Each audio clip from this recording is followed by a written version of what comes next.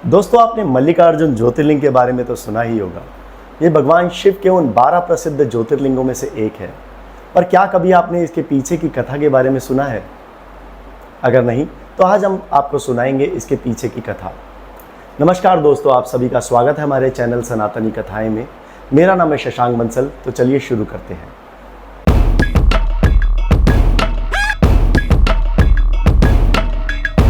एक बार शिव पार्वती के दोनों पुत्र कार्तिकेय और गणेश विवाह के लिए आपस में कलह करने लगे।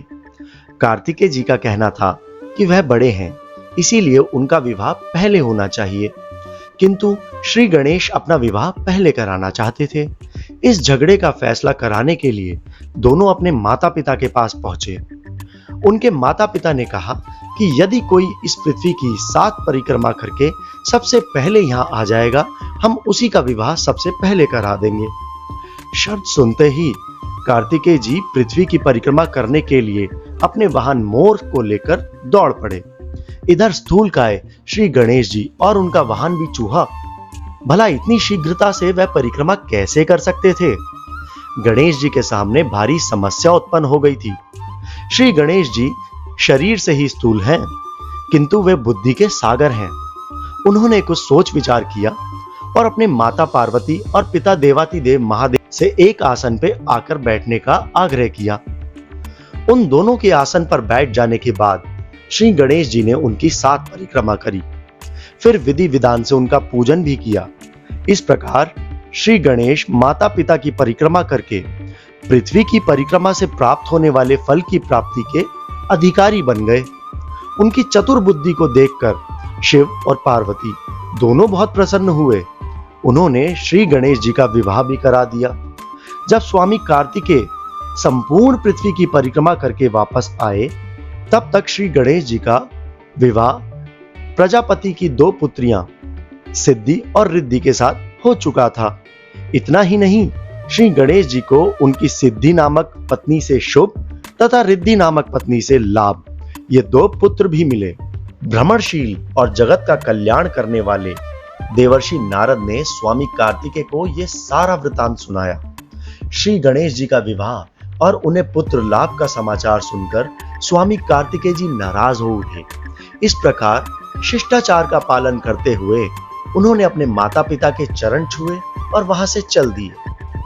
माता पिता से अलग होकर कार्तिकेय जी क्रौंच पर्वत पर रहने लगे। शिव और पार्वती ने अपने पुत्र कार्तिकेय को समझाने के लिए देवर्षि नारद को क्रौंच पर्वत पर भेजा। देवर्षि नारद ने बहुत प्रकार से स्वामी को मनाने का प्रयास किया, किंतु वे वापस नहीं आए। उसके बाद कोमल हृदय माता पार्वती पुत्र स्नेह में व्याकुल हो उठी। वे भगवान शिव जी को लेकर क्रौंच पर्वत पर पहुंच गई। इधर स्वामी कार्तिकेय जी को अपने माता पिता के क्रौंच पर्वत पर आगमन की सूचना मिल गई थी और वे वहां से 3 योजन अर्थात 36 किलोमीटर दूर चले गए। कार्तिकेय जी के चले जाने के बाद भगवान शिव उस पर्वत पर एक ज्योतिर्लिंग के रूप में प्रकट हो गए और तभी से वह ज्योतिर्लिंग मल्लिकार्जुन ज्योतिर्लिंग के नाम से प्रसिद्ध हुआ। मल्लिका माता पार्वती जी का नाम है, जबकि अर्जुन भगवान शंकर को कहा जाता है। इस प्रकार सम्मिलित रूप से मल्लिकार्जुन नामक उस ज्योतिर्लिंग की स्थापना की गई।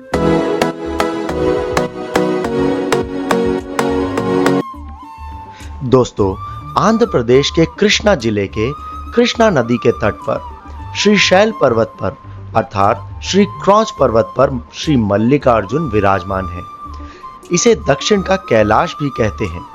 अनेक धर्म ग्रंथों में तो इस स्थान की महिमा बताई गई है।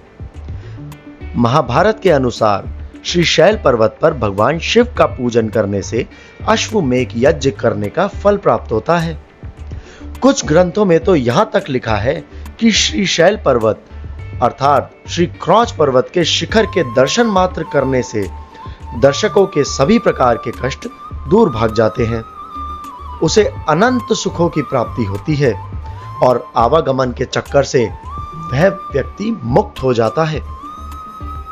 दोस्तों, आज से लगभग 500 वर्ष पूर्व विजयनगर के महाराज कृष्ण राय यहां पहुंचे थे। उन्होंने एक सुंदर मंडप का निर्माण भी करवाया था। जिसका शिखर सोने का बना हुआ था।